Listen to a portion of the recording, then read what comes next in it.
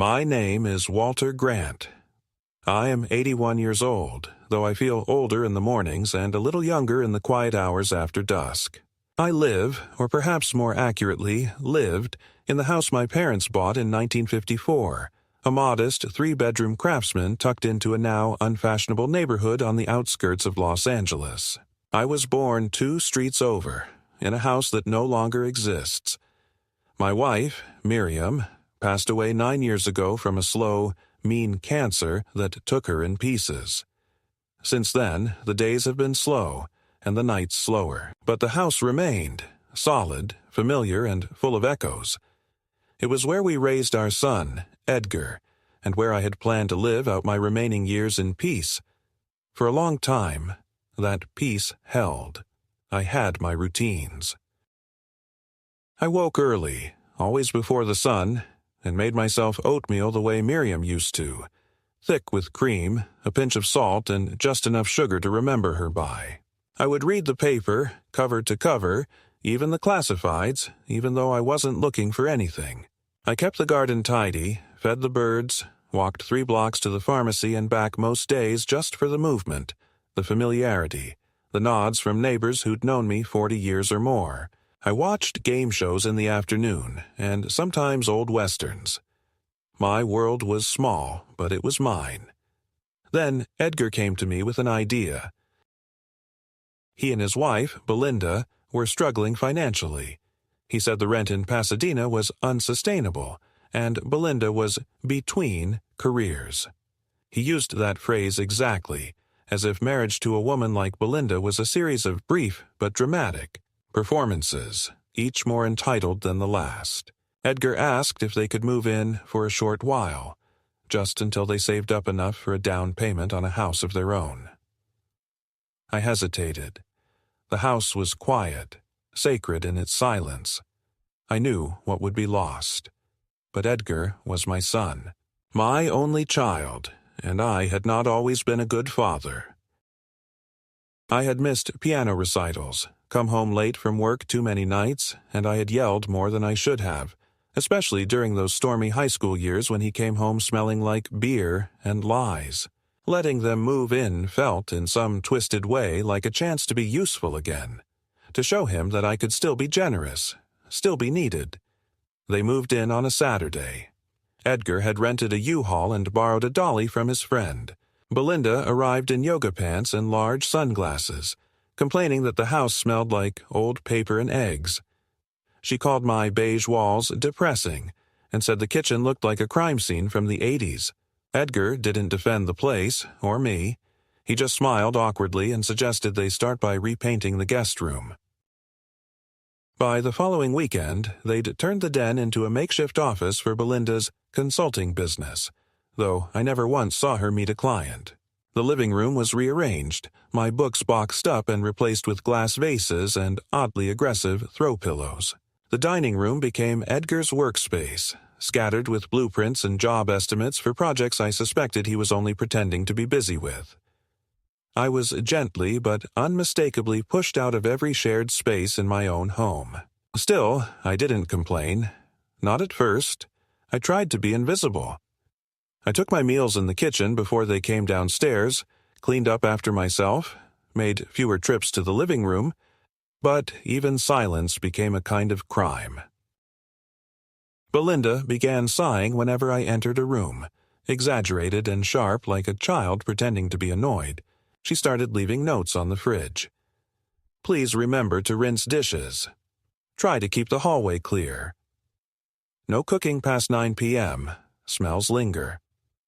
I obeyed these instructions the way a stray dog learns to avoid a boot. Edgar, when he spoke to me, did so with the weariness of a man being asked for too much by someone who offers too little. "Try to work with us, Dad," he said one evening after I'd knocked on their bedroom door to ask if I could borrow the vacuum they'd relocated upstairs. "We're doing the best we can." But they weren't. Not really. They were doing the best for themselves. They used my house as a free hotel and treated me like the aging doorman. I began to feel like a tenant in the space I'd once ruled with quiet dignity. Belinda's small humiliations turned into larger trespasses. She told Edgar that I left the stove on, though I hadn't. She claimed I'd confused her name with my late wife's, though I never had. She corrected me at dinner over facts I knew to be true. Things like the year Kennedy was shot, or the name of our old dog. I could feel her tightening the noose of incompetence around me, slowly, methodically. Still, I endured.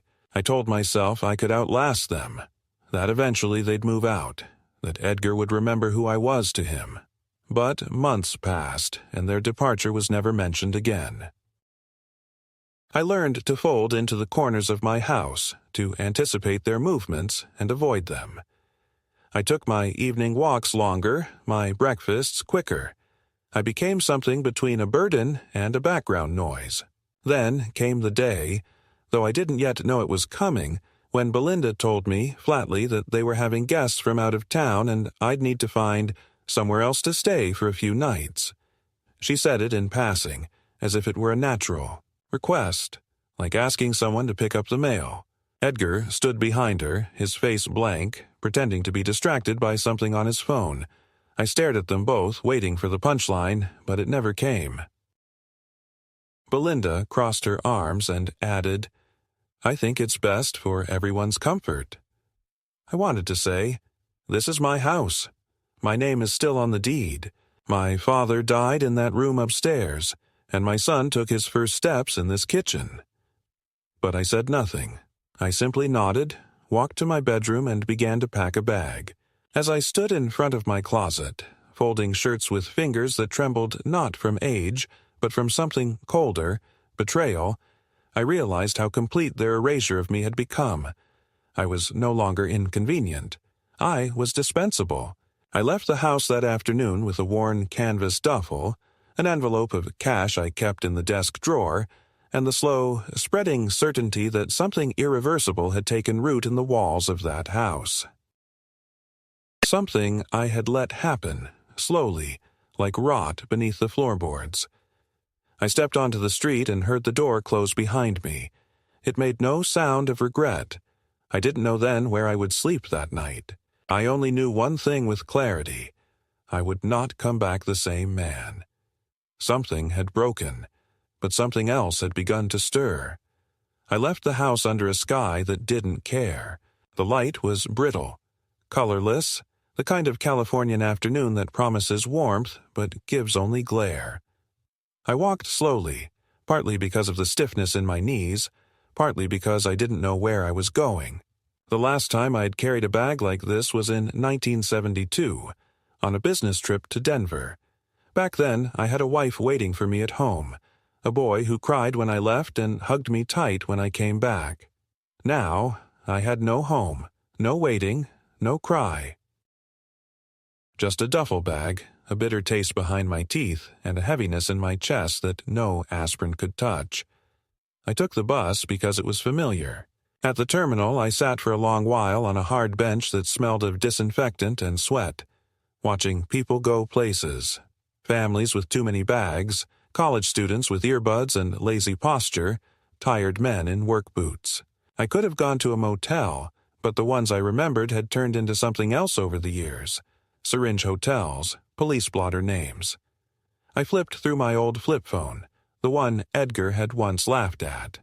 "Dad, this belongs in a museum." That phone now held every number I had in the world. I dialed 3 of them. No one answered. Old friends, either dead, moved away, or politely unbothered. One number had been disconnected. Another rang to voicemail that still said, "Hi, this is Hank and Claire," in voices that sounded 30 years younger than they could possibly be now. By nightfall, I ended up at a downtown shelter, not because I had to, not yet, but because I didn't want to spend $200 on a motel where no one would know my name. The woman at the desk was kind, didn't flinch when I said I'd been kicked out by family. "You're not the first," she said, handing me a clipboard. "You won't be the last."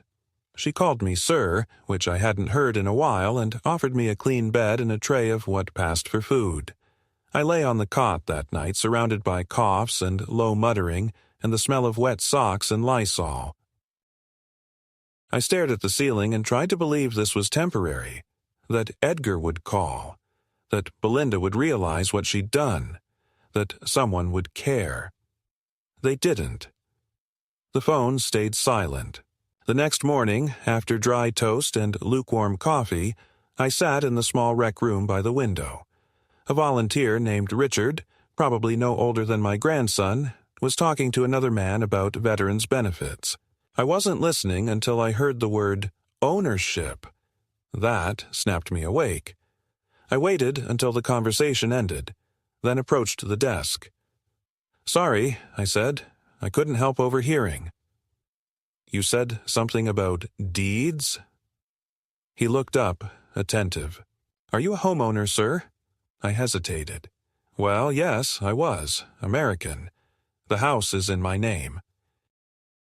Or, at least, I think it is. I explained briefly that my son and his wife had moved in, how they'd slowly taken over, how I was now, gesturing around the shelter, here. He didn't laugh, didn't pity. He asked questions, gently, professionally. Did I remember signing anything? Did I have any paperwork? Did I receive mail at the address? I told him I hadn't signed anything. Not recently. Years ago, maybe something about the utilities, but nothing else. He nodded. Then legally, it's still yours. If your name is on the deed, and you haven't transferred ownership, you're still the owner. And if they kicked you out without a court order, that's not just cruel, it's illegal. That word landed hard. Illegal. Up until that moment, I had been thinking in the soft language of family. Hurt feelings, misunderstandings, cold shoulders. But now, here was someone calling it what it was. Not just a betrayal, a violation, something that had consequences. Richard gave me a card, an attorney who worked pro bono with seniors. "Talk to her," he said. "She sees a lot of cases like this." I made the call that afternoon from the payphone in the hallway. The attorney's name was Naomi Kessler. She answered on the second ring, with a voice that was brisk but not unkind. I told her my story in one long, uninterrupted breath. She asked me to come in the next day and bring any documentation I had. I still had my wallet, which contained my ID, and I knew the deed was somewhere in the file cabinet at home, at their home now. But I remembered enough. The house had never been refinanced. The taxes were in my name. The bills, too, though Belinda had started switching them to online accounts. I knew my status. I just hadn't believed it would matter. The next day, I took the bus to Naomi's office. She was in her 40s, sharp-eyed, dressed in a navy suit with a stain on one cuff she hadn't noticed. She listened without interruption. When I finished, she leaned back in her chair and said, "You're not the first father I've met who's been pushed out by his own children. But the law is on your side. If the deed is still in your name, or even partially in your name, they have no right to remove you without due process." She tapped her pen on a legal pad. "Do you want to go back?" The question stunned me, not because I hadn't thought about it, but because I didn't know.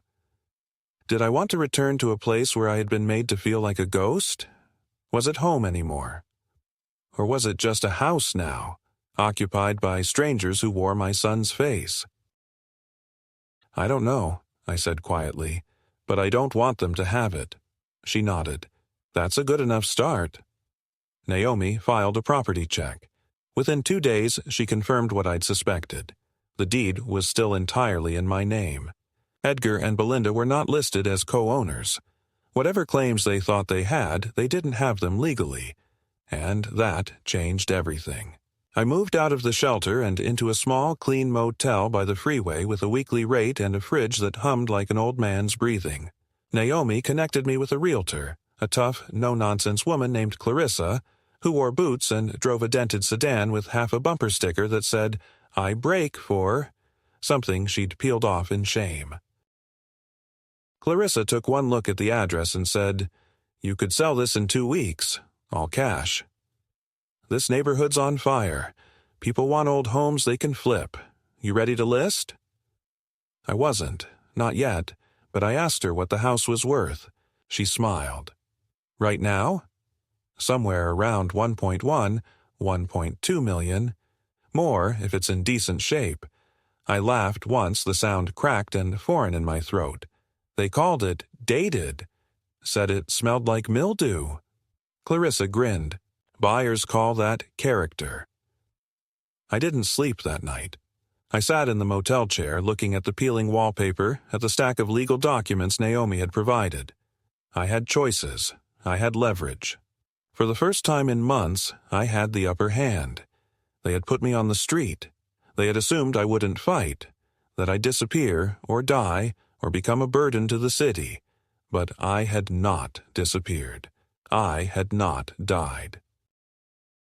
I had found my footing in the place they thought I'd crawl from in shame, and now they were going to learn something they hadn't yet understood. I was still here, and I had returned not with a suitcase, but with a buyer, and a lawyer, and a name that still meant something. Walter Grant, homeowner. The notice of sale went out on a Monday morning. Naomi had drafted it carefully with the kind of language that wore a tie even on weekends. Formal, restrained, but firm. It informed the occupants of 1187 Halberd Street that the property was being prepared for market, that viewings would begin within 10 days, and that they had no legal claim to the home unless they could provide documentation proving otherwise.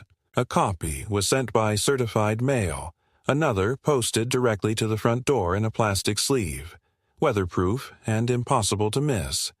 I didn't hear from them that day, not the next day either. The silence had weight. I imagined Belinda's face turning red with outrage. Imagined Edgar pacing, saying something weak and pointless like, "There must be a misunderstanding." I imagined their world tilting, just slightly, the first flicker of consequence touching there. Perfect little illusion of dominance. I took no joy in this, well, maybe a little, but it was more like a deep, cold satisfaction, the kind that seeps into your bones and says, "You are not invisible." On Thursday afternoon, the phone rang in my motel room. The number was local, but unlisted. I answered it without thinking. A pause, and then Edgar's voice, strained and falsely casual. "Dad." That single syllable was like a pin dropped into water. "We got your letter." I said nothing, letting the silence stretch. He cleared his throat. "Look, this is crazy. You don't have to do this. We were just... things got tense, yeah, but... Selling the house? Come on." I let a moment pass, then replied in a tone stripped of warmth. "You asked me to leave, Edgar. On your wife's orders. You didn't call. You didn't check if I had a place to sleep. You changed the locks, didn't you?" He didn't answer that. "I lived in a shelter for 3 nights. Did you know that?" Still nothing. Then a motel. Been eating soup from a can, sitting on a plastic chair. You never once tried to find out if I was safe. "Dad, we thought you needed space. You were always complaining, always judging us." Belinda said. I cut him off. "Belinda speaks for you now?" His voice dropped. "She's my wife." "And I'm your father," I said more quietly than I intended. "But you chose her comfort over my existence. You let her talk to me like I was an employee. Number, not even that, like a squatter in my own home." The line was quiet for a long time. Then, in a low, embarrassed tone, Edgar muttered, "She gets upset. You know how she is." "I know how she is," I said. "And I know how you are. That's why I'm selling the house." He raised his voice then, the first time I'd heard real anger in him in years. "You can't just do that. Where the hell are we supposed to go?" It was that sentence that finally broke something loose in me, not the cruelty but the presumption, that, even after what they'd done, after casting me out like spoiled milk, they still believed they had a right to comfort, that my obligation to their ease remained intact. I took a slow breath, staring at the cracked wallpaper in my room. "That's not my concern anymore." He hung up. 2 days later, Clarissa scheduled a walkthrough with a potential buyer, an investor named Leland who specialized in elderly-owned vintage properties, which I quickly learned was code for homes that had been neglected, emotionally, if not physically. He brought an assistant, a young woman with a clipboard and a GoPro. They arrived in a black SUV and stepped out like they were filming an episode of some home-flipping show. Clarissa met them on the lawn. I stood across the street leaning against a bus stop pole trying not to be seen. The house looked the same, though now there were wind chimes on the porch that hadn't been there before and a potted plant I'd never have chosen.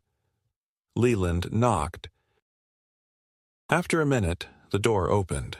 I couldn't hear the words, but I could see Belinda's body language, stiff, defensive, arms crossed, mouth tight. Clarissa handed her the letter again. Belinda snatched it, skimmed it, then turned and shouted something back into the house. Edgar appeared behind her, disheveled and red-faced. Leland introduced himself and offered his hand. Neither of them took it. The viewing lasted less than 6 minutes. Belinda followed them through each room like a prison guard escorting convicts. Clarissa kept her professionalism, but I could tell from the angle of her shoulders that she was furious. Leland smiled through it all. I watched him nod, take photos, murmur things to his assistant. When they emerged, he turned to Clarissa and gave a thumbs up. The next day, Clarissa called me. Leland's interested. He says he'll offer $1.18 million if we can get the interior cleaned out. Cleaned out? I asked. He wants it vacated. Says it's a condition of the sale. Can we do that? Only if they agree. Or we go to court and file for forcible eviction, which could take months. I was quiet. You okay with that? She asked. I told her I was, that I had waited months already. I could wait more, but they couldn't. A week later, I received a letter at the motel. Handwritten, on a card with sunflowers. Belinda's handwriting, looping and fake friendly. Dear Walter, it began as if we were strangers. We're very sorry for the way things turned out. We never wanted to hurt you. Emotions were high. We miss having you in the house. Perhaps we could all sit down and talk before taking such a drastic step. She signed it. With love, Belinda and Edgar. I read the note 3 times, then folded it and placed it in the trash without ceremony. The next escalation came not through the mail, but through Naomi. She called me late on a Tuesday. You should know, she said carefully. They've retained legal counsel. I didn't react. Their lawyer has filed an injunction to block the sale, claiming that you're mentally unfit to make such decisions. They're arguing diminished capacity. The room went silent. My pulse ticked once, then again. They're trying to say I'm senile? Yes, she said flatly. They included a statement from a psychiatrist, unlicensed by the way, claiming you've shown signs of memory loss and confusion. They allege you wandered from the property, that you've been aggressive, that you're unable to care for yourself. It's all lies. Of course it is, Naomi said, but we'll need to prove it. We'll schedule an independent evaluation. 3 specialists, full cognitive assessment. I'm not worried, Walter. I've seen you think circles around judges. I smiled for the first time in days. Thank you, I said. Let's do it. The tests were long but not difficult. A neuropsychologist asked me to draw a clock. I drew it twice. Once with the hand set to 7:25, once to 12:10. He raised an eyebrow and asked why I did both. Because you didn't specify AM or PM, I said. The psychiatrist gave me a list of words and asked me to recall them in 5 minutes. I recalled all 12. The gerontologist asked how I handled my finances. I handed him a spreadsheet I'd created to track my expenses since moving out. He laughed. You're more organized than I am. The final report was unequivocal. No signs of cognitive decline, fully competent, No medical basis to interfere with property decisions. Naomi submitted the report. The injunction was denied. The sale was back on track. That evening, I sat outside the motel in a plastic chair, the same soup warming on the hot plate. I watched the sun dip behind the billboard for personal injury law, the sky turning the color of rust. I thought about Edgar, his face as a boy, wide-eyed and silly, asking me to read The Wind in the Willows 3 times in a row. I thought about Belinda. The first time I met her. Nervous, overly polite, eyes darting around the living room as if assessing resale value. I thought about Miriam and how she'd always warned me, "Walter, be careful." Kindness is often mistaken for weakness. She had been right, but not anymore. They had thrown me out with nothing but a bag and a cane. Now I was coming back not just to reclaim what was mine, but to erase the fantasy they'd built upon my silence. I wasn't a ghost. I wasn't senile. And I wasn't done yet. The morning of the court's final ruling on the injunction arrived without drama. No lightning, no prophetic dreams, just the same dry Los Angeles sun creeping through the blinds of my motel window, slicing the room into geometric shapes. I didn't go to the hearing. Naomi insisted there was no need. My presence might only add fuel to whatever dramatics Belinda was no doubt prepared to unleash. Instead, I sat in the cafe across the street from the courthouse, nursing a bitter coffee and letting the cheap plastic chair press its shape into my back. When the call came through, Naomi's voice was cool and steady. The judge dismissed the injunction, fully and without reservation. Your mental fitness is now court-affirmed and documented. We're clear to proceed with the sale. I thanked her, closed my phone, and sat back. It should have felt like victory, but it didn't. Not yet. Vindication without reckoning is just paperwork. Later that same day, Clarissa confirmed that Leland was still ready to buy. His assistant had already drawn up documents, the money was lined up, and he was eager to move quickly, within the month. I gave her the go-ahead. She asked if I wanted to inform Edgar and Belinda directly. I said no. They would get the final notice by mail, like everyone else. There would be no more private appeals, no more tear-streaked notes with sunflower borders. I was finished being the back door they thought they could always sneak through. The following afternoon, I visited the house for the first time since I'd been cast out. Clarissa arranged the viewing with Belinda and Edgar under the pretense of a final walkthrough. They didn't know I'd be there. I didn't want to frighten anyone. I only wanted to see it one last time before it was stripped of meaning. I stood on the sidewalk first, looking at the front lawn that had gone to seed. The hydrangeas Miriam once loved were wilted and dry, forgotten under the weight of ornamental rocks someone had laid down with no sense of rhythm or grace. A fake owl perched on the fence, plastic eyes watching nothing. When I rang the bell, it was Edgar who answered. He looked different, thinner, maybe, or just more tired. His face, once so full of idle confidence, sagged in ways that made me ache, despite everything. He froze when he saw me, as if seeing a ghost from a life he had tried to misplace. "Dad," he said, voice small. I stepped inside without asking. "This won't take long." Belinda appeared in the hallway like a well-trained cat. She wore a stiff blouse and a smile that didn't reach her eyes. "We weren't expecting you," she said, accusatory. "This is still our home, for now." I ignored her, walking past toward the living room. The layout was mostly unchanged, but the spirit of it had been gutted. Miriam's porcelain vases were gone. The family photos had been replaced by generic art prints, all beige and blue tones that screamed real estate staging. Even the clock, my father's clock, the one that had chimed every hour of my childhood, had been taken down. I noticed it stacked under a pile of magazines in the corner, as if it were just another thing that didn't fit the aesthetic. Clarissa arrived a few minutes later, cheerful and composed, clipboard in hand. "Afternoon, folks," she said brightly. "I'm here for a quick final walkthrough, just verifying condition for the buyers." Belinda started to protest, but Clarissa cut her off, not unkindly. Per the court decision, we're moving forward. This is a formality. You'll have until the end of the month to vacate. She turned to me, barely concealing her grin. Mr. Grant, would you like to walk with me?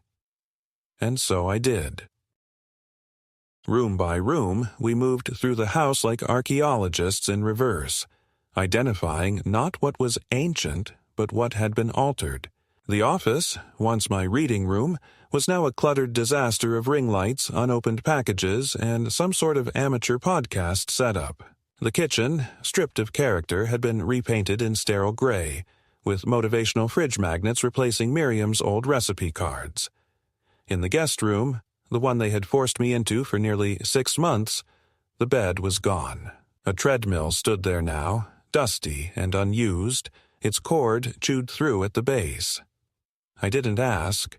Upstairs, I paused outside my old bedroom door. Clarissa looked at me. Do you want to go in? I nodded. The door creaked open, and the air inside was still, untouched. They hadn't used it. My bed remained where it had been, stripped of linen, a few cobwebs in the corners. The photo of Miriam and me at our 35th anniversary was still on the dresser, slightly tilted, as if someone had moved it carelessly. I walked to it and straightened it without a word. When I turned, Edgar was standing in the doorway. This doesn't have to happen, he said. We can fix this. I met his eyes. You had the chance to fix this. You chose silence. You chose Belinda's convenience over my dignity. His mouth moved, but no words came. Just behind him, I saw Belinda pacing like a woman denied a seat at a table she thought she owned. Clarissa stepped between us gently. We're done here, she said. As we walked back outside, I didn't look back. I didn't want to give the walls the power of memory anymore. Clarissa turned to me once we reached the sidewalk. You okay? I nodded. I'm fine. She paused, hesitating. You know they'll try something else. Let them, I said. I'm not hiding. The next morning, my motel room felt smaller than usual, but also cleaner, as if something had been burned out of it in my absence. I sat at the tiny table by the window, Miriam's photo beside my morning coffee, and I realized that something had shifted. I no longer thought of the house as mine. Not really. Not the way I used to.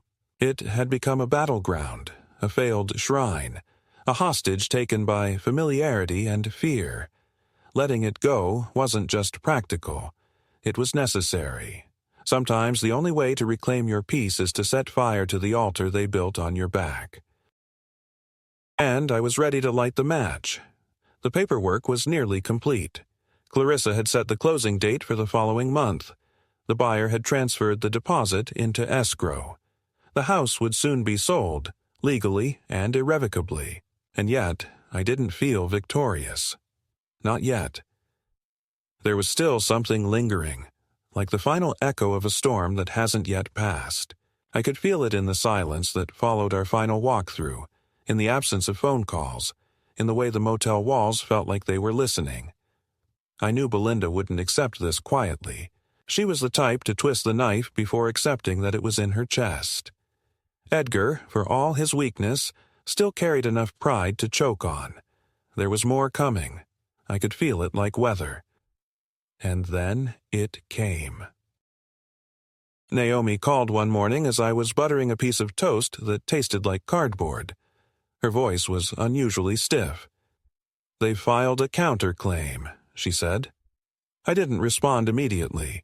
I had learned by now that silence was sometimes more useful than any immediate emotion. On what grounds? I asked, already suspecting the answer. Undue influence, she replied. They're alleging that Clarissa, myself, and you conspired to sell the home without giving them proper notice. They claim you've been manipulated, coerced into selling your primary residence under duress and emotional instability. I scoffed. That's ridiculous. The court already confirmed my capacity. Yes, Naomi said calmly, but this isn't about truth.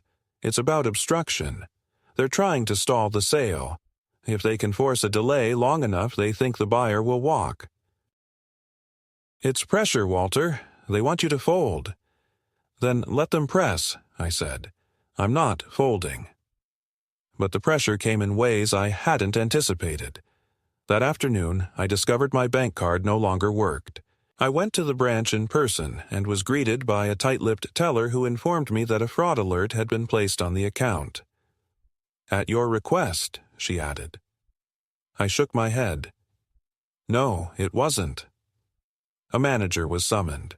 After half an hour of paperwork and ID verification, it became clear that someone had impersonated me on the phone to initiate a temporary freeze. I had to sit in a gray plastic chair for nearly 2 hours while they restored access. My joint account with Edgar, something I had forgotten even existed, once set up in the early 2000s to help with his college tuition, showed recent attempts to move money. Nothing had gone through, thanks to Naomi's advice months ago to sever his access to anything financial. Still, the attempt was made. They were reaching into any pocket I might have left. At the motel, I returned to find a message slipped under the door. No envelope, just a single sheet of paper with bold printed text. You're too old to be doing this. Back off while you still can. There was no name, no handwriting. Just the words, heavy and cheap, printed on standard white paper and folded once. I read it twice, then tore it in half and dropped it into the trash. I didn't need to call anyone to know who it was from. It had Belinda's signature all over it. Cruelty without subtlety, threat without elegance. The next day, I filed a police report. Not because I believed anything would come of it, but because I needed it documented.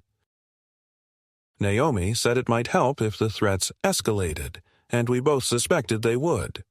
Clarissa, meanwhile, began working with the buyer's legal team to shore up the transaction. They've seen this kind of drama before, she said. Divorces, probate wars, siblings fighting over land. Buyers who want this neighborhood don't scare easy. Still, we both knew time was now the enemy. The longer the process dragged, the more likely the buyer would drop out. And if he did, it would reset the entire clock. New listings, new showings, new risks. I couldn't let that happen. And then came the visit. It was late afternoon. I had just returned from the grocery store, a brown paper bag filled with soup cans, crackers, instant coffee. My knees were aching from the long walk. When I turned the corner toward my motel room, I saw them, Edgar and Belinda, standing outside the door as if they belonged there, as if their presence wasn't a violation of every last boundary I'd ever tried to erect. Belinda was wearing oversized sunglasses, her mouth pressed into a line so sharp it could cut steel. Edgar looked pale, twitchy, exhausted. His hands were jammed into his jacket pockets like he was trying to disappear into himself. I stopped, said nothing, just stood 10 feet away, waiting. Belinda made the first move. We need to talk, she said. You've made your point, Walter, but this is going too far. I didn't move. How did you find me? You're not hard to find, Edgar muttered. You use the same bank, same lawyer. I looked at Naomi's card in my wallet later that night and realized they must have followed a paper trail she'd tried to shield. It didn't matter. They were here now, and they'd crossed the final line. What do you want? I asked, voice low. Belinda stepped forward, too close. We want you to stop this. We want you to call off the sale and come to your senses. You're acting like a lunatic. You're going to destroy everything, your family, your name. For what? A few $100,000? I almost laughed. You think this is about money? I asked. After everything you did? Edgar flinched. Dad, please, can we just talk inside? Just 10 minutes. That's all we're asking. I stared at him. You had 10 years to talk. You had my house, my kindness, my patience. You had a man who never said no, even when he should have. And you used it up. There's no talk left. Belinda's mask cracked. Her lips curled. You were a stubborn, bitter old man before we even moved in. You sat in that house like a tombstone, judging everything. No wonder your wife died early. Living with you probably felt like a sentence. The words hit like glass, not because they were true, but because they were meant to destroy. I said nothing. There was no response that could have salvaged dignity from that cruelty. Edgar tried to speak, but Belinda grabbed his arm and dragged him back.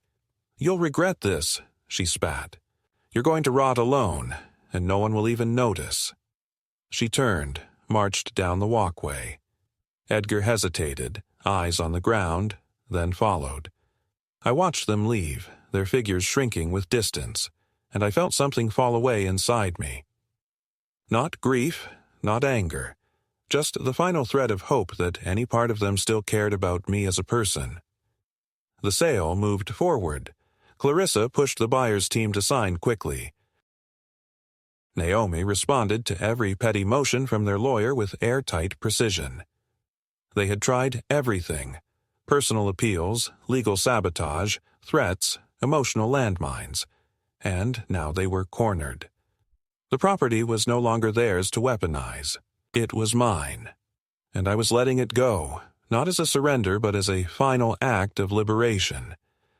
2 weeks before closing, I walked past the house again. I didn't go inside. I didn't knock. I just stood across the street, staring at it in silence. The porch light was on, even though it was midday. The wind chimes rattled like bones. I realized then that the house wasn't mine anymore. Not because I had sold it, but because it had already died. The home Miriam and I had built, the laughter we once had inside those walls, the birthdays, the holidays, the quiet Sundays, that was all gone. What stood there now was a husk. An empty set, waiting to be gutted and rebuilt by someone who would never know its history. That was fine. Let them erase it. Let them paint over the scars. I wasn't going to live in memories that had been turned against me. I returned to the motel and sat by the window. The late sun stained the street in gold, and for the first time in years, I felt something close to peace. Not joy, not triumph, just the soft release that comes when you finally stop begging to be seen and decide to see yourself instead. The storm was passing. The reckoning had come, and I was still standing. The day the sale closed, I didn't speak to anyone. Not the bank clerk who called to confirm the deposit, not Clarissa who left a voicemail saying, "It's done." Not even Naomi, who had worked for months to get me to this point. I just sat alone in my apartment, staring at the floor as if some message was hidden in the grain of the old wood. The silence around me wasn't peace, not yet. It was the stillness that comes after an impact, the ringing in the ears, the disorientation of having finally hit bottom or maybe broken through it. I had done what I came to do. The house, that anchor of memory and pain, was gone. The money was in my account. There would be no appeals, no further delays. My son and his wife had no legal recourse left. And yet, it didn't feel like an ending. It felt like an opening, like a door quietly swinging on its hinges, letting in the cold air of what comes next. That same evening, as if summoned by the finality of the transaction, Edgar called me. His number flashed on my new phone, the one I hadn't given to anyone outside my lawyer and landlord. I answered out of reflex, not curiosity. His voice was unsteady, hollowed out. "Dad," he said, and that one word carried so much damage I almost didn't recognize it. "We got the eviction notice. We have 30 days to get out. The buyer's agent already called. Said they want to start demolition by the fall. I waited." "Okay," I said simply. There was a pause on the line that stretched too long. "You really went through with it," he said, and now there was disbelief, or maybe just sorrow, forced into the shape of accusation. "You sold the house?" Our house." That last part nearly made me laugh. "It was never your house, Edgar. You lived there. That's not the same as owning it. You know we don't have anywhere else to go. Belinda's credit is shot. My contract's dried up. We don't even have furniture. Everything's still there. Everything—" He trailed off. I said nothing. What could I say? That I was sorry? I wasn't. That I felt guilt? I didn't. Not anymore. Guilt was for mistakes, and this was not a mistake. This was the only logical conclusion to the long, slow undoing of our relationship. He exhaled, long and tired. She blames me, you know. Says I should have stopped you. Says I should have fought harder. She's right, I said. You should have. There was another pause, and then, "Do you hate me?" I wasn't expecting that. It sounded like something a child would ask, not a 47-year-old man who had let his father sleep on a cot in a shelter. I thought about the question, genuinely. Did I hate him? Number I didn't. That would have required more energy than I had left for him.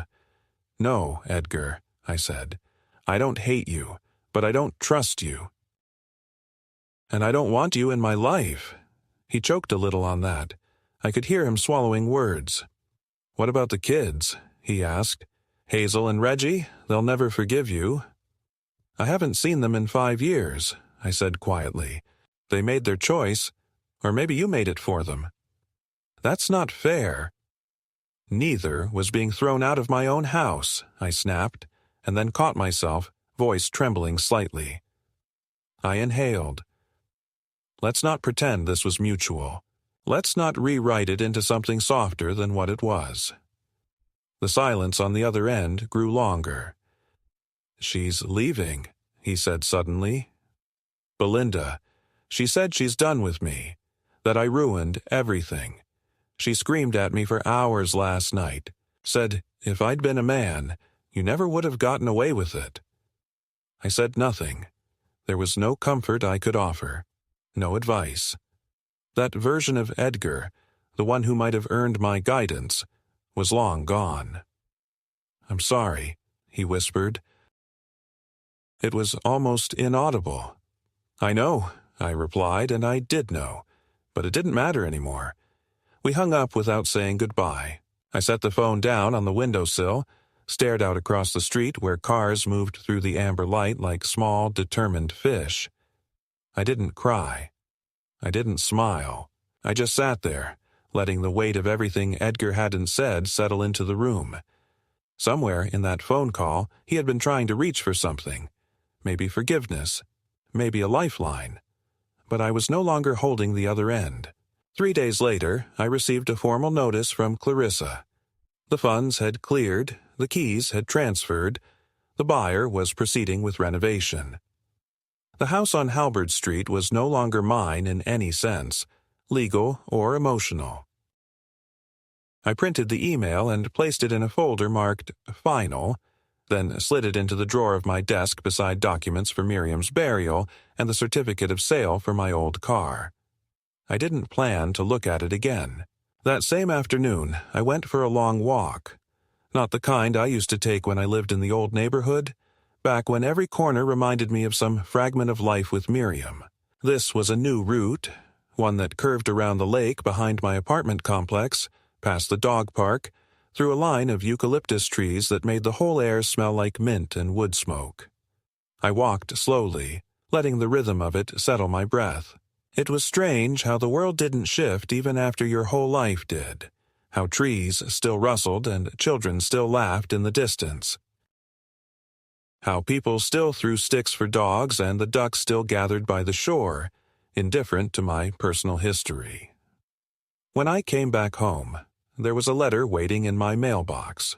No return address, handwritten in careful cursive. I opened it slowly, not sure what to expect. Inside, I found a single sheet of paper and a photograph. The note read, "You probably don't remember me, but I remember you. I used to live down the street from you in the 90s. You let me mow your lawn when I was 12, gave me $5 and a bottle of root beer every Saturday. My family moved away, but I never forgot how kind you were. My mom said you were the last good neighbor we ever had. I saw your name in the listing. Just wanted to say thanks. You made a difference." The photo was of my front lawn from decades ago. I was standing on the porch, a rake in hand. Miriam sat in a chair by the garden, a sun hat on her head. It had been taken from across the street, probably by that same boy. The picture was slightly faded, the colors warm. I stared at it for a long time, and that's when it happened. Not the closure, not the healing, but the arrival of something quieter. Meaning. I realized that even as I dismantled the house, burned the last bridges, carved my name out of my family's life, something remained. The impression of kindness, of presence, of having once been a part of something. That was more than they could erase. The house was gone. Edgar was gone. Belinda would disappear soon if she hadn't already. But I was still here. I still had a name, a past, a soul, and no one was going to take that from me again. 3 months have passed since the house was sold. In that time, the seasons have shifted almost imperceptibly, as they tend to in this part of California, where autumn doesn't arrive with color but with the slight easing of heat and the return of evening breezes. I've settled into my new apartment on the second floor of a modest complex just outside San Diego, where the air carries ocean salt instead of freeway dust, and the neighbors keep mostly to themselves. There is a widow in the unit below me. Lorraine, mid-70s, kind-eyed with an old beagle named Jasper and a habit of baking cinnamon bread on weekends. We talk sometimes on the stairs or at the mailboxes, and though we never say much, there's something soothing about her presence, a shared rhythm of people who've lived long enough to understand the value of silence over performance. The apartment is small, but it is enough. I brought little with me, only what fit in the car Naomi helped me rent, and what I felt was worth carrying. A few clothes, Miriam's photo, my records, a chipped ceramic bowl Edgar made in the 8th grade, which, for some reason, I couldn't part with. Everything else I left behind without regret. My days have returned to simplicity. I rise early, as always, make oatmeal with a dash of salt and sugar, just like Miriam used to. I walk by the ocean most mornings, taking in the quiet majesty of the waves, the regularity of tide and foam that remind me the world does not stop for grief, nor slow for resentment. I read the paper on a bench facing west, watch old couples walk dogs in pairs, and sometimes let the sun rest on my face for whole minutes without moving. The pace suits me. There is no one to rush for, no one to avoid. Just the hum of traffic from a distance and the occasional bird that comes to inspect my breadcrumbs. I began volunteering twice a week at the local library, shelving books and helping seniors with the computers. The staff were surprised when I first showed up, an older man with a cane and no nonsense, but they soon welcomed me. I taught a woman how to reset her email password last week. She cried afterward, said it was the first time she'd seen photos of her grandson in 2 years. I told her it was nothing, but she insisted on baking me banana bread. I accepted, and it was terrible, but I ate every bite. I haven't heard from Edgar since our final call. I don't expect I will. The children never reached out. Maybe they were too young to understand what had happened. Or maybe they understood perfectly and simply chose a side. Either way, the silence is clean. Not like the silence that filled my house in those last months before I left, heavy with judgment and distance. This silence is mine. I don't dwell on the what-ifs anymore. That path is long and circular and ends nowhere. I've made peace with the decision. I had to. I'd spent too much of my life asking for room in my own story. When I finally took it, it didn't feel like revenge. It felt like survival. Sometimes I still see the house in my dreams. Not as it became, but as it was. The kitchen smells like garlic and lemon. The radio plays quietly. Miriam hums while stirring sauce, and Edgar is 8 years old again, showing me a school project with glue on his hands. It's always dusk in those dreams, the light golden, the windows glowing. No one is angry. No one is silent. I wake from those dreams without pain, just a soft ache that fades by the time I've had my coffee. Memory doesn't always have to be sharp to be true. I think the most surprising thing about all of this, in the end, is how light I feel. I spent so many years believing that duty meant staying, that loyalty meant enduring, that love meant silence. But it turns out, sometimes love means leaving. Sometimes it means drawing a line, not out of spite, but to protect what remains of your dignity. I gave them everything I had, my home, my patience, my name. When they asked for more, I gave them the door instead.